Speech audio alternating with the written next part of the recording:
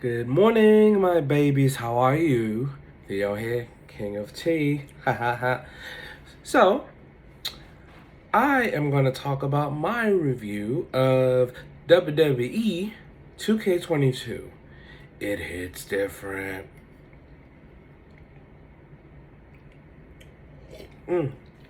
First, be sure to support my boo, Ariella Nix, to answer to all your prayers. Boom. All right.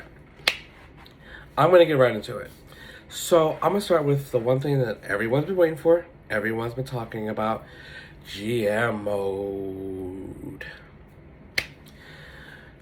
So I will say I'm very happy to see GM mode back. It's one of my favorite modes, obviously.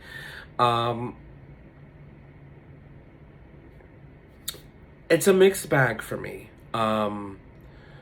For one, only having 3 matches is very disappointing, very difficult, especially when there's so many people.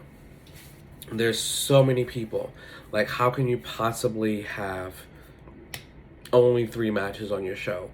And then you only allow 1-on-1 or 2-on-2 matches, which prevents you from using more superstars. Because going through the mode, I came across in the journal section, there's a lot of people complaining like, hey, I haven't been used. I want to be used. I want to be put in a match. And it's like, okay, that's great. I want to use you too. But what you learn is when you're competing against another brand, it's about the matches, the match quality, the compatibility of the fighting styles of the people that are involved, and also the level and the status of like where their rivalry is. So, like, for instance, I always choose SmackDown. I don't know why I always choose SmackDown. But if I choose SmackDown and I'm trying to beat Raw, I'm trying to put on the matches that I know are going to generate a good rating. So that would be like a specialty match, like TLC, tables, ladder, something like that. Or a match that features a rivalry that's been building. So that really sucks to me. And then only having the men and women's singles title for that brand is also really like it. I don't get it. I don't get it. I just don't get it. But a really good thing that I do like about it is the logistics screen where it shows the different components to the show, like that being the arena, the lighting, the backstage crew. I love that because as a wrestler, I know all that goes into creating and putting a show together. So I thought it was great that the casual fan knows that, hey, it's not just walk in a building and let's start wrestling. Like, no, you got to pay a crew. You got to pay for the lighting and the pyro and all that stuff. So I thought that was great.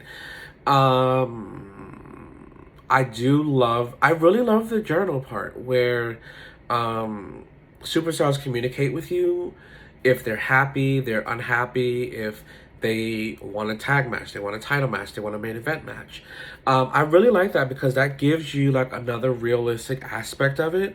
Like, the wrestlers are going to come to you and say, hey, I feel like I could be used more. I feel like I deserve this opportunity. So I think that's great. It added a great level of realism to it.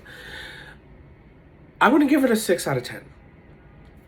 I'm going to give it a 6 out of 10 because it has a lot of really good components, but it feels like they started and then they were like, oh, wait, release date's coming like in a few weeks. We're going to have to sit this down later. So I feel like, but it could be a tool. Maybe they did it that way so they could give us a little bit now, and then in the next iteration, say 2K23, maybe we get a fully fleshed out GM mode. But this one ain't it. Still very fun, but I'm going to give it a 6 out of 10 because there's so much room for improvement. Next, I want to talk about Showcase.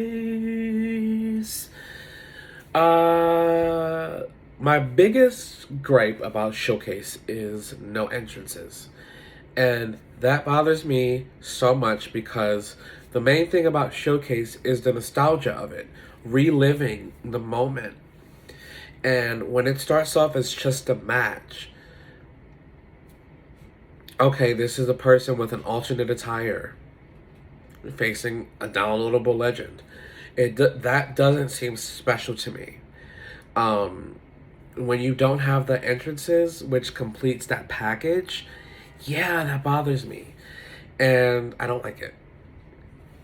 Um, I understand why they couldn't choose more matches for this showcase because of certain people not being signed and whatever legal issues.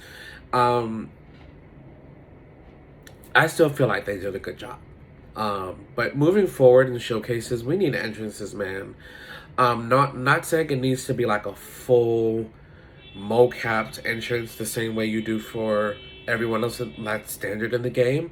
It can at least be like a cinematic cutscene, the same as they have cutscenes in the match for that are triggered by certain things. Why can't they do that with the entrances? At least give us the whole feel of that. Um, I'm gonna give the showcase a 7 out of 10. I'm gonna give the showcase a 7 out of 10.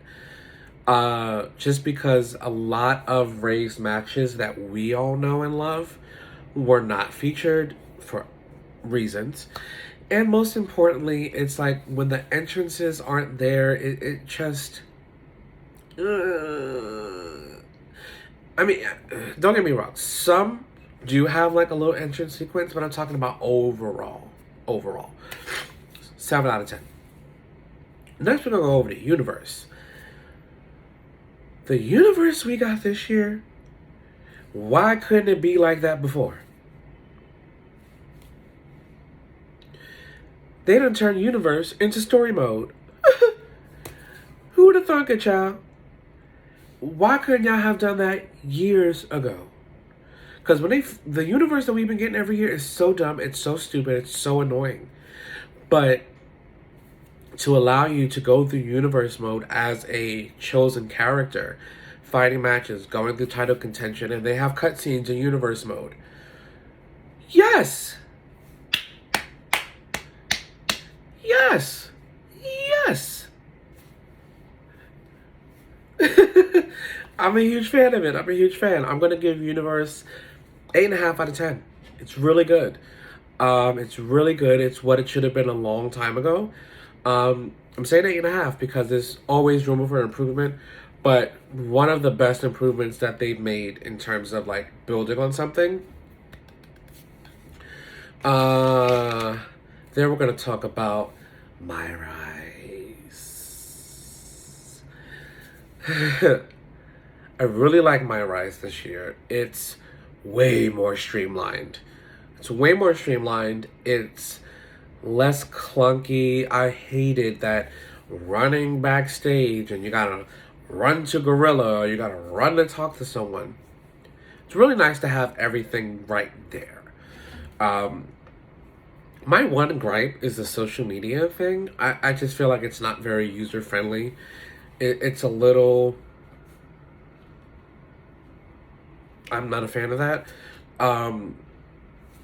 Haven't played it through completely, but so far from what I've seen, I'm gonna give it 8 because it's definitely a vast improvement, way more streamlined, way cleaner, way simpler. It's just a much better experience, a much better experience.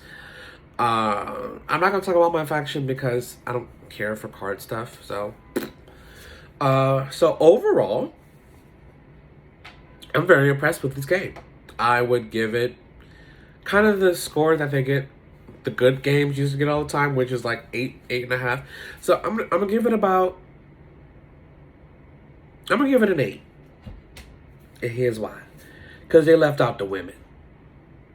Where's Lita? Where's Tori? Where's Molly? Where? You know, like certain omissions I feel like were inexcusable. There's also some other things I find inexcusable.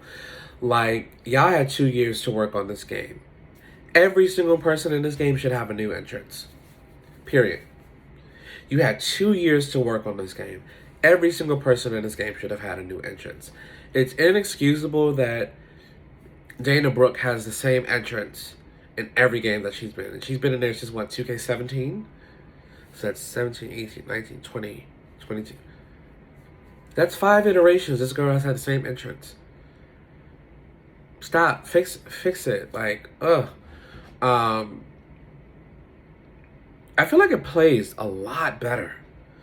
I felt like before they were trying to replicate a real match, which is something you can't do, because there's nuances, there's little things in between. You can't fully replicate that.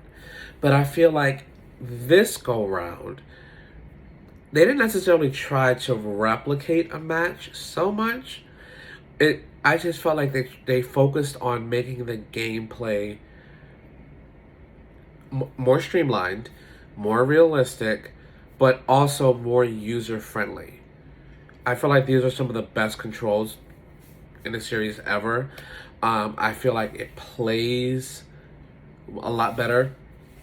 I love before you go into like an actual move, you gotta grab them first and then go into the move, which is another sense of realism. Like, you don't just suplex. Like, no, bitch, I gotta grab you, boom, now we're going, like that, things like that. There's been times where I've been playing the game and I was like,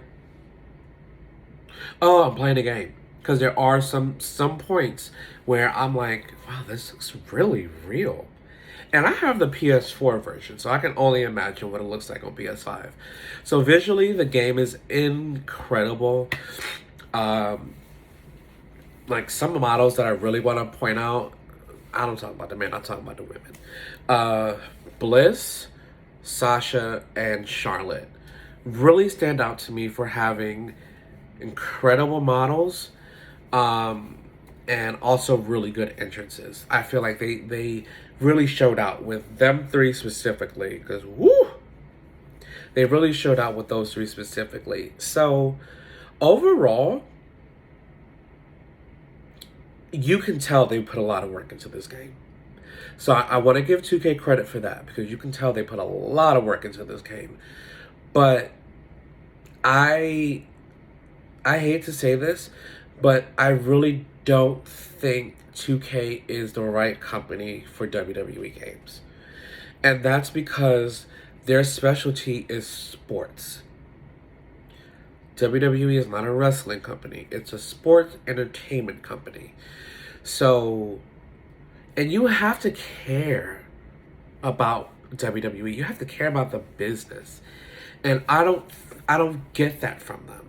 And the way that I'm going to tell you why I don't get that from them. Because if they really cared, you wouldn't have people having the same attire game after game after game after game. And same entrance game after game after game. Because you care about those updates.